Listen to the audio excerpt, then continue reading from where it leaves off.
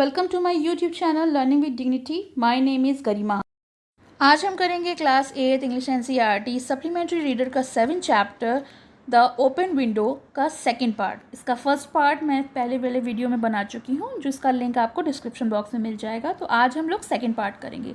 So let's continue the chapter. She broke off with a little shudder.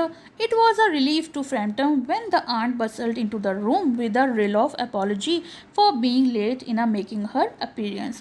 और वो जो Mrs सैपल्टन थी वो वहाँ आई कमरे में। उन्होंने प्रवेश करते हुए मिस्टर फ्रैम्पटन से माफ़ी मांगी कि मुझे माफ़ कीजिएगा, मुझे आने में देरी होगी और तब तक शायद मुझे लगता है कि वीरा ने आपको एंटरटेन किया होगा। तो फ्रैम्पटन ने कहा, हाँ ये बहुत इंटरेस्टिंग है, बहुत अच्छी बातें करती है। I hope you don't mind the open window said Mrs Sappleton briskly. और मिसेस सैपल्टन ने कहा कि मुझे उम्मीद है कि आपको इस खुली खिड़की से कोई एतराज़ नहीं होगा, कोई परेशानी नहीं होगी।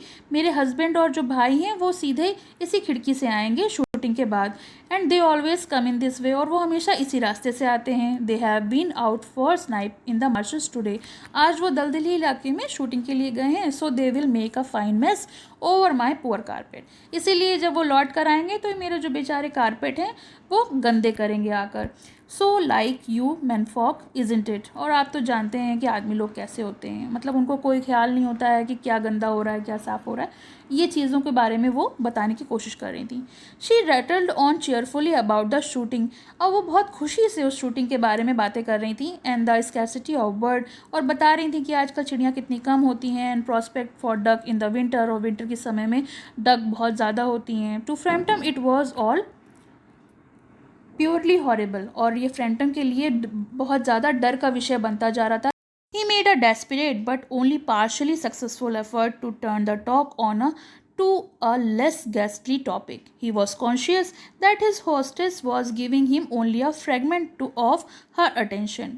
तो मिस्टर फ्रैम्पटन जो थे वो कोशिश कर रहे थे कि किसी कम भयानक विषय पर बात की जाए, इसलिए उन्होंने उस बात को मोड़ना चाहा, परंतु वो सफल नहीं हुए, क्योंकि वह जानते थे कि जो मिसेस सैपल्टन है उनकी तरफ कुछ कम ध्यान दे रही हैं और उनकी आंखें जो हैं वो खिड़की की तरफ ज़्यादा हैं, अपने पति और भाइयों की तरफ ज़्यादा हैं। And her eyes was constantly straying past him to open window and lawn beyond. It was certainly an unfortunate coincidence that he should have paid his visit on his tragic anniversary. और इनके लिए ये बहुत unfortunate था mister Frampton के लिए कि वो आज उस दिन पर आए थे जिस दिन उनके साथ ये ट्रेजिडी हुई थी। The doctors agree in ordering me complete rest, an absence of mental excitement, and avoidance of anything in the nature of violent physical exercise, announced Frampton.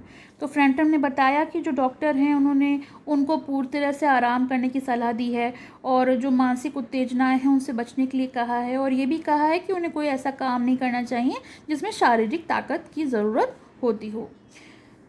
Who labored under the tolerably widespread delusion, total strange and chance acquaintance are hungry for at least details of one alignment and infirmity, their cause and cure. तो उनको इस तरह की पूरी तरह से ख्याल उनके जो थे गलत थे कि कोई भी अजनबी लोग जो हैं उनको इस बात में दिलचस्पी होगी कि वो अपनी बीमारियों के बारे में, अपनी कमज़ोरियों के बारे में बताएं और वो इंटरेस्ट लेकर सुने। तो ये जो चीज़ें थी वो उनको बिल्कुल भी समझ में नहीं आ रही थी, मिसेस सैपल्टन को और वेरा को। On the matter of diet they are not so much in agreement, he continued. और वो कंटिन्यूड अपने बारे में बता रहे थे कि उनको क्या लेना चाहिए क्या नहीं लेना चाहिए। No said Mrs Sappleton in a voice only replace a yawn at the last moment. और उनको उबासी आती, मतलब वो ज़्यादा बोर हो गई थी तो उनको उबासी आ रही थी और इसकी वजह से उनके मुंह से निकला नहीं।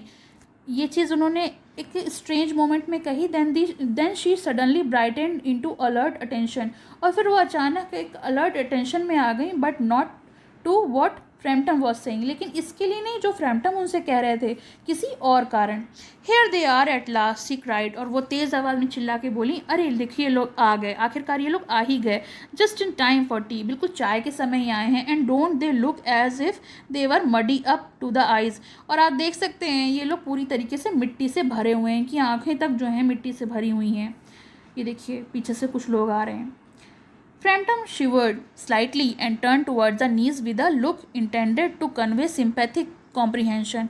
और फ्रैम्पटन जो थे वो बिल्कुल डर से कांप रहे थे और उन्होंने अपनी नज़र जो है वो उनकी भतीजी पर डाली कि मान लो कि कोई जैसे सिंपैथी उनसे गेन करने की कोशिश कर रहे हैं। The child was staring out through the open window with the dazed horror in her eyes. और जो बच्ची थी वो भी अपनी आंखों में डर भर के खिड़की के बाहर की तरफ देख रही थी। In a chill shock the nameless fear Framton swung round on in his seat and looked in the same direction. और फ्रैम्पटन भी जो थे वो उसी डायरेक्शन में बहुत शॉक नज़र से, मतलब बहुत भय की नज़र से बाहर देख रहे थे। In the deepening twilight 3 figures were walking across the lawn towards the window. और जब उन्होंने बाहर झांक के देखा तो अंधेरा सा था और कुछ परछाइयाँ थी, 3 फिगर्स थे जो कि लॉन की खिड़की की तरफ से चले आ रहे थे। They all carried gun under their arm. और तीनों के तीनों जो थे वो अपने कंधों पर गन लिए हुए थे। And one of them was additionally burdened with a white coat hung over his shoulder. और उसमें से एक जो था, बंदूक तो तीनों लिए थे, और एक जो था उसके हाथ में एक वाइट कलर का कोट था जो कि उसके कंधे पर पड़ा था। Tired brown spaniel kept close at their heels. और बहुत थका हुआ एक कुत्ता जो था वो भी उनके पास पास चलता हुआ आ रहा है। नॉइजलेसली दे near the house.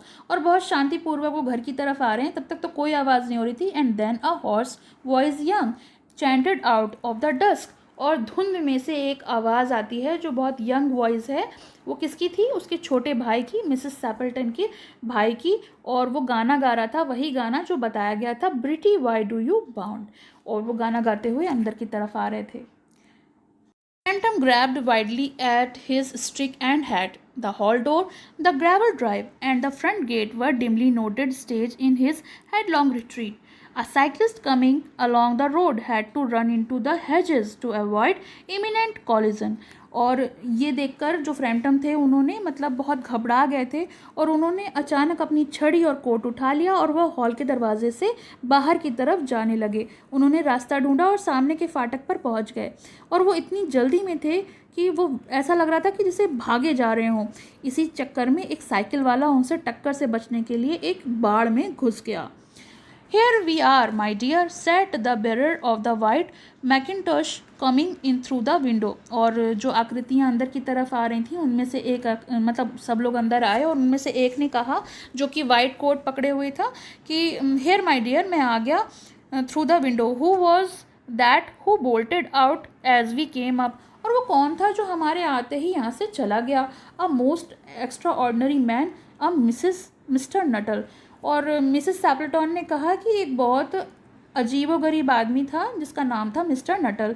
He could only talk about his illness. वो केवल अपनी बीमारियों के बारे में बात कर सकता था। And dashed off without a word of goodbye or apology when you arrived. और आपके आने पर ना तो उसने कोई गुड बाय किया और ना ही कोई अपोलॉजी दिखाई, मतलब ना ही कोई माफ़ी मांगी, और यहाँ से चला गया। One would think he had seen a ghost. और ऐसा लग रहा था जैसे मानो उसने कोई भूत देख लिया हो। I expect it was the spaniel, said the niece calmly. तो भतीजी ने, उसने बहुत शांति से कहा कि शायद ऐसा इसलिए था कि उसने सैपनियल को देख लिया था। He told me he had a horror of dogs. क्योंकि उन्होंने मुझे बताया था कि उन्हें कुत्तों से बहुत डर लगता है। He was once hunted into the cemetery somewhere on the bank of the Ganga by the pack of dogs. क्योंकि उन्होंने बताया था कि एक बार वो सिमेंट्री में शिकार करने के लिए गए थे तो गंगा के पास जो बहुत सारे कुत्तों ने उनको बहुत परेशान किया था। And had to spend the night in the newly dug grave with the creature snarling and grinning and foaming just above him enough to make anyone lose their nerves. और उनको इस कारण एक ऐसी जगह पे अपनी पूरी रात बितानी पड़ी थी जो कि अभी नई नई कब्र खुदी थी और वहाँ इतनी डरावनी आवाज़ें आ रही थी। तो कोई भी ऐसी जगह पे समय व्यतीत करेगा तो किसी के साथ भी हो सकता है कि वो अपना मानसिक संतुलन खो दे। Romance at short notice was her speciality. तो यहाँ पर इसकी स्पेशलिटी दी हुई है। किसके बारे में बात की गई है? वेरा के बारे में। कि रोमांस एट शॉर्ट नोटिस का मतलब होता है finally occasionally for fun and enjoyment. यानी कभी भी आपको समय मिले तो आप मज़ा करो, जितना भी ज़्यादा पॉसिबल हो सकता है उतना ज़्यादा आप मज़ा ढूंढो। तो ये उसकी स्पेशलिटी थी वेरा की। ये वेरा के बारे में बोला गया है। तो ये चैप्टर आपका फिनिश हो गया। आपको कैसा लगा कमेंट सेक्शन में मेंशन करिए और पसंद आया तो लाइक का बटन ज़रूर दबाइए। Thank you. पसंद आया हो तो लाइक करें, शेयर करें और चैनल को सब्सक्राइब करें।